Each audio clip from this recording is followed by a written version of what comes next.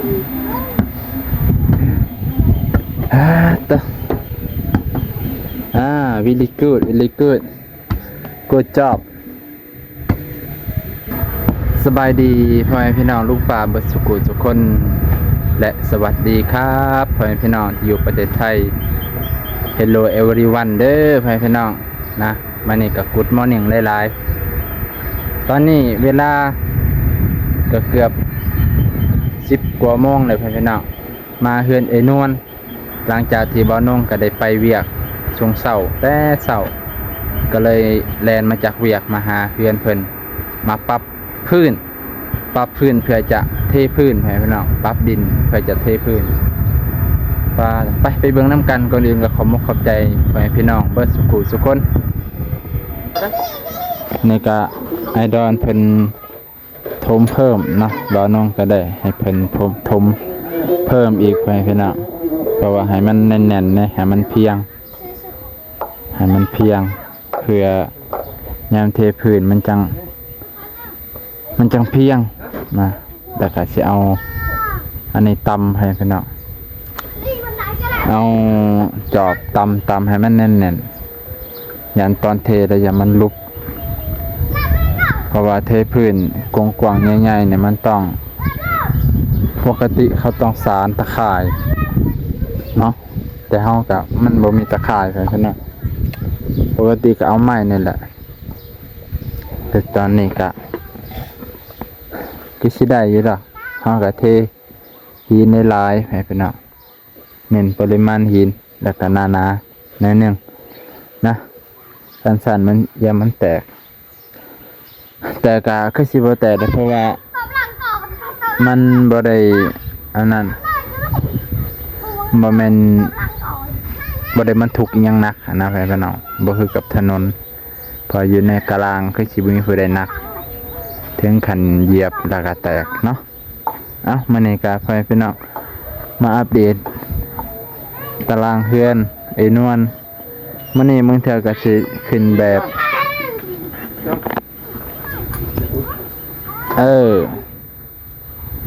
มึงเธอก็สิขึ้นแป้นขึ้นแบบไว้เทห้องนึงก่อน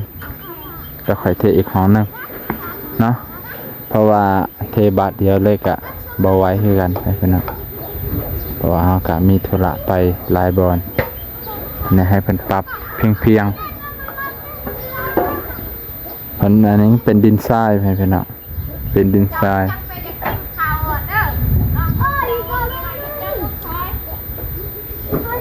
มันจะเป็นดินทรายแน่มันก็เลยอย่ามันบ่แน่นปานใดเนาะเลขรางวัลที่1บ่สิซื้อหอยขอเด็กน้อยจ้ะ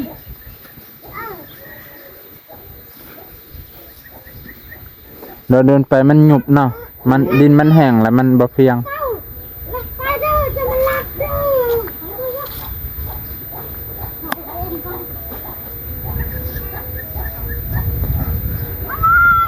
พอทางนี้มันสิต่ำแน่พี่น้องมันต่ำมันก็เลยต้องสูงทางนะทางนี้ต้องสูงทางนี้บ่สูงก็ได้จะได้มันโน่นทางนี้เกิดมันโน่นสำนี้น้ำมันก็ผ่านวิทย์ได้คอยทับทีค่ะตารางที่นอนอยู่ข้างหลังอนาคตบ่แน่ได้เทไปนี่กะหาลูกใหญ่ขึ้นมาหาเงินหาคำได้ก็เฮ็ดดินกอก็ได้เลยสบายไปห้ามไปเอาอีกห้ามเอาอีกจากรถ2 รถจะมันเพียงพอแหละมันจะเพียงในขณะมันหยุดลงคือเก่าหยุบกับใส่อีกเอาโลมากเดี๋ยวแห้งคักแล้วกันเด็กน้อยพวกอ้ายคอยสิให้มันทำงามเลยทำงามงานดีก็เลยเฮ็ดของเฮ็ดอันบ่ให้น้ำสิไปยังไงอยู่น้ำเขาเลยอยู่น้ำเขาเลย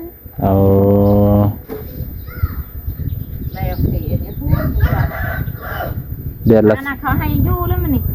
เดือนละเท่าไรเดือนละ2 ล้านกว่าบ่ได้ยินเขาว่า อ๋อบ่ว่าเราก็เป็นเดือนให้เท่าไหร่ก็เอา อ่าก็ถือว่านักอยู่ได้มหันร้านก็เคยเฮ็ดอยู่ แล้วมันเราเคยเห็ดอีกเถอะอันนั้นเคยหวานเคยหายน้ำ เดี๋ยวบ่เห็นนั่นเราไปเห็ด อืม เคยเห็ดกับมันใหญ่มันย้อนมือเลย โอ้ เคยเห็ดโรงงานน้ำติดกระไดก็เมื่อไกล อืม ๆยางเมื่อยางที่นั่น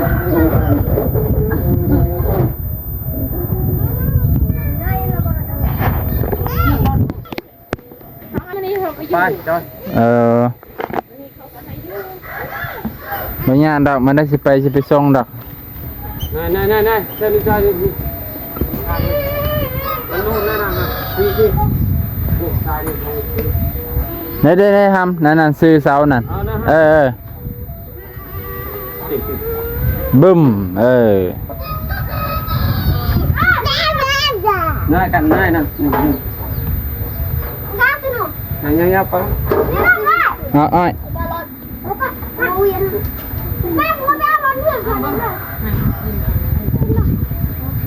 ข้างจะพามานะฮะพระอยู่ในวัดมากินบอกเนาะ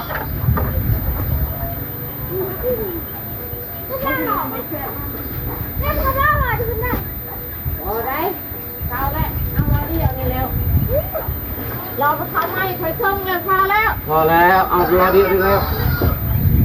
เอามาเรียวมันเลย พอละสำเนียงกัน พอแล้ว มันสิพอแล้ว นะไปสุกเอง นะตอนนี้กะบ้านน้องก็ได้ปรับแล้วก็เทเกิดจะได้เลยปรับดินให้มันเพียงแล้วก็ตำให้มันแน่นนะให้มันแน่นถ้ามันบ่แน่นแล้วย่ำเฮาเทแล้วมันจะมันเสี่ยงต่อการดินจะยุบเนาะนี่ถือว่าปรับระดับนี้เลยพี่น้องไอดอนเพิ่นก็ค้นดินเข้ามาเพราะว่าเมื่อวานนี้เพิ่นน่าจะบ่ได้ปรับระดับเบาน้องก็เลยมาตอนเช้าก็เลยเห็นมันบ่เพียงก็เลยปรับระดับให้มันได้ก่อนแล้วค่อยตีแบบพี่น้องที่จริงนะถ้าเทแบบนี้เบาน้องคิดว่าถ้าเป็นไปได้นะถ้ามีก้อนดินบล็อกเฮ็ดเป็นอันนี้เลยพี่น้องเป็นห้องเลยดินบล็อกกอข้างๆอย่ามันเจือนนะแต่ก็บ่เป็นหยังเบาน้องคิดว่าน่าจะวิธีแก้ก็คือลาดขอบเนาะลาดขอบปูนดินนี่เฮ็ดให้มันสโลปลงนะพี่น้องแล้วค่อยลาดไปลงเลยนะถ้าเฮาเฮ็ดเป็นอันนั้นเลยมันจะดินมันจะสไลด์ลงเนาะแต่ว่าเฮาก็เอาไม้คั่นไว้ก่อนคั่นไว้ก่อนยามนั้นแล้วเฮาค่อยผสมปูนทีหลังแล้วเฮาค่อยเอาปูนนะมาแปะใส่แล้วก็รีดบ่ให้มันเป็นขอบสูงไปพี่น้องเพราะว่าเคยเฮ็ดห้องน้ำนะแต่ว่าโปรเจกต์บิ๊กโปรเจกต์บ่แม่นบิ๊กคอนเทนต์นะพี่น้อง no big content อันนี้ big project เนาะbig project ไปพี่น้องสำหรับบ่อน้องเราก็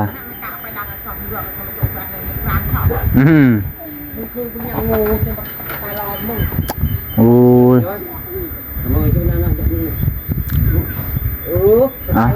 เดี๋ยวเบิ่งบรรยากาศน้ำกันไปพี่น้องเบิ่งบรรยากาศน้ำกันเดี๋ยวบ่อน้องซอยไอดอนก่อนมาอันเลยเดี๋ยวอันนี้ผมเอาไปใช้อ้อยเดี๋ยวแล้วเฮียนแต่เฮียนใหม่เลยอยู่เฮียนเลยเนาะ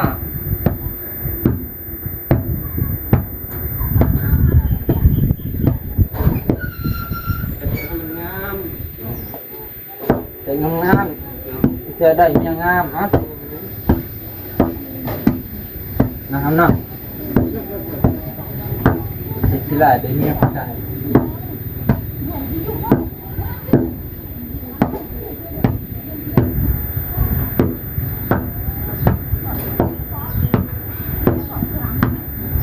เรียบมองได้ ฮะ เรียบตรงไหน นี่นะเธอเขา เธอสาม เป็นเรา อืม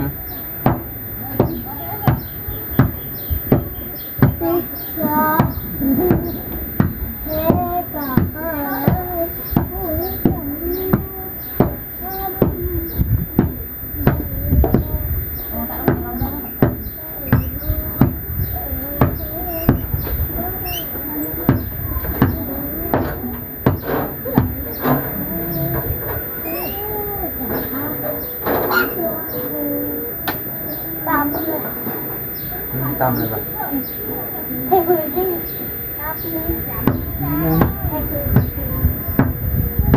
ตามได้เรื่องขนาดสนิทกันยังเดี๋ยวเป็นสอง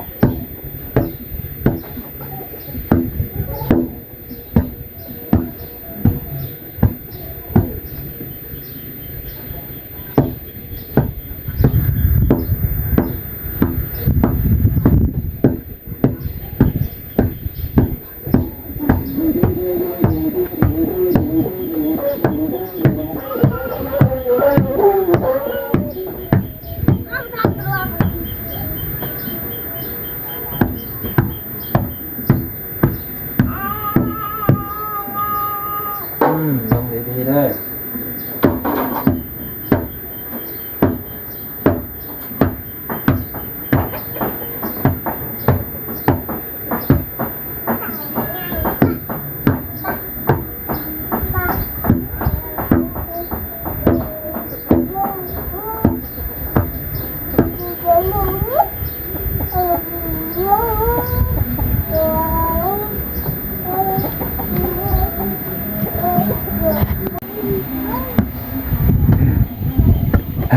ต่อ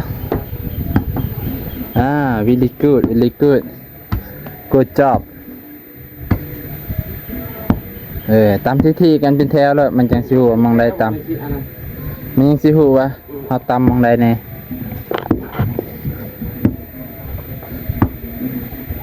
เพียงกันคักบาดนี้เดี๋ยวมองนี่ต่ำๆมองน่ะคือสิต่ำ ตาม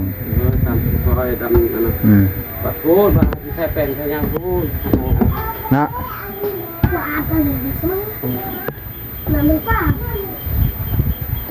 ตอนกอยปูนนี่แหละจกขึ้นมาเลิกกองหางเอาห้อง2ห้องกันเนาะคอยเฮ็ดไปเทละ นะเทละกาบ เทละก้าวถูกต้องฮะมันนี่เกียมไว้ ห้อง มันนี่เกียมไว้ เฮ็ดฮู้เดินฮู้ คือคอยตะกี้คอยก็จังซี่อะไรนี่ลินดินนี่มันเย็นเนาะเย็นป่ะ ตอนเด็กน้อยมากเคยยังดินแบบนี้เย็นสบาย นอนลิ้นแถวเลยคิดดินทรายคิดดินยัง เป็ดเมื่อวานพี่เต็มกลางมาก มันเย็นป่ะความว่าบัดโดนไปมันแห้งมากเลยเป็ดอันตัวฮอฟเทนี่มันแห้งเย็นเลยมันร้อนทั้งนอกทั้งในเย็นได้บ่นี่ถึงเจ้าบ่ได้อยู่ดอกทางเทิงเฮือนน่ะชื่อคำค่อยไว้เลยยามเดือน4เดือน5เนี่ยทางเทิงนี่บ่ได้อยู่มันอยู่ลุมเบิดมันเย็นได้บัดนี่ที่พื้นเฮ็ดงานได้แล้วก็เก็บเงินซื้อดินบล็อกเด้อหามเด้อก่อเลิศ ไล่บางอายไปเฮ็ดงานกับเพอยู่บ้านมันเองยังไงเงินจ้าอาย ไปหาพ่อ แล้ว ยอดพุ่นกันฮอดพ่อแล้วแหละ เป็นกับเพบ่รู้จักมันได้ไว้ แต่แล้วนักได้หามเด้อ จ้ายัง บ่แม่นแต่หายน้ำนะคันเพิ่นว่ามีแต่หายน้ำไปซื่อหั่นบ่เป็นหยัง นี่ลูก ให้กูให้แล้วอ่ะให้คนอารมณ์เด็ก เออ กระตุ้นตลอด คนกระตุกลงจากรถกระตุกอันที่เขากินแล้วหั่นเนาะเคยเห็นอยู่มันสิมีคนคันว่าคนตัวนั้นลงปึ๊บทำความสะอาดขัดถูเด้ง่ายงานนั่นเพิ่นบ่ให้เฮ็ดหนักดอกเด็กน้อยแล้ววันนี้เพิ่นก็บัดเดินไปเจ้าก็เอายางใส่หัวมันแล้วก็เป่าให้ยางหั่นเด้ในหม้อเฮาหั่นน่ะเป่าเลยก็อ้าว บ่ยากดอกตัวยกผู้ใหญ่เขายกให้เฮ็ดเดินๆไปเก่งๆเพิ่นก็ให้เงินเดือนหลาย เขาเคยเห็นมันได้ไหม ง่าย จะเคยเฮ็ดแล้วบ่ตาม อยู่สารวันพุ เอาเลย แต่เหลือแต่ปืน ป้าตอนนั้นอยู่อัตตปือเด้ อยู่ในขอบใหญ่เป็นบ่ อัตตปือแลกยังก็ แหลกกระบะ แลก ทายกระบอกแหลกสาม และขายกระบองแลกสร้าง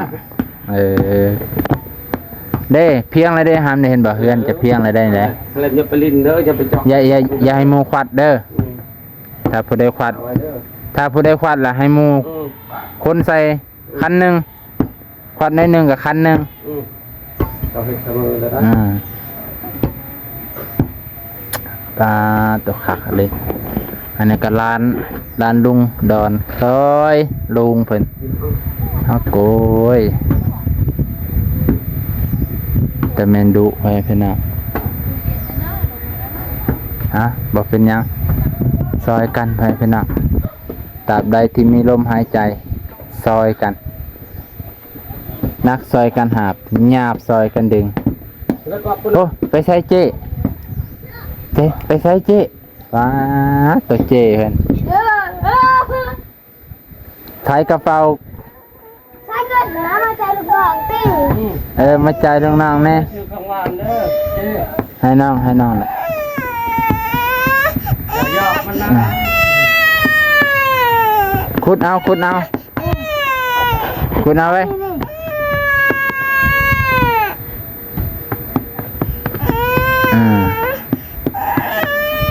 ล้วก็เขาเชื่อม โอเคพ่อแม่พี่น้องไอดอนเพิ่นก็ได้เอาดินมาใส่ถือว่าไก่ฉีเพียงแล้วบ่าวน้องก็ได้ตำให้มันเพียงไปพี่น้องคันจะมันสิมันเทยากเนาะยังเราจะบ่นักที่บ่าวดอนเพิ่นนะเดี๋ยวบ่าวน้องสิค่อยตำให้มันเพียงไปพี่น้องไปเลย let's go เลี้ยงเอ้ยนั่งรอนะลูกไปหาไปหาเงินเลย